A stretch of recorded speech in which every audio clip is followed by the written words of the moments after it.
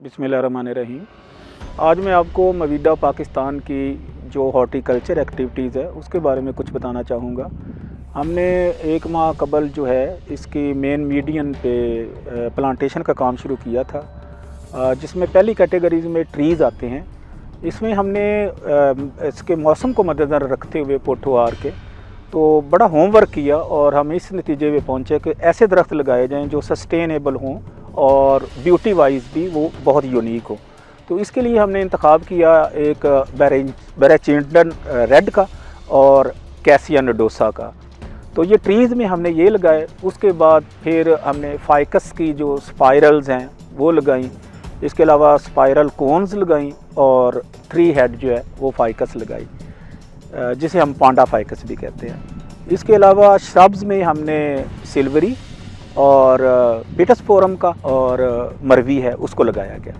तो ये चूँकि सर्कल्स में हैं और जो सिल्वरी है उसकी जो डबल ट्रायंगल है उस शेप में लगाया गया। एक्चुअली हमने थीम दी है, हर 100 फीट की अपनी एक थीम है और उसको हमने कंटिन्यू किया 1000 फीट तक। तो नेक्स्ट 1000 फीट को हम एक नई थीम देंगे। तो इस सारी प्लांटेशन का मकसद ये है कि एक तो ये सस्टेनेबल है और दूसरा ये वेदर रेजिस्टेंट है।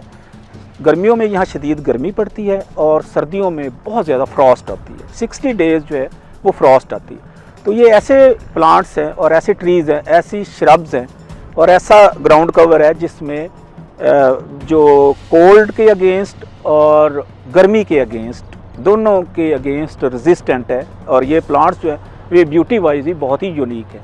तो इसके बॉर्डर में हमने इरिसिनिया और करोंदा और रूलिया का इंतखाब किया।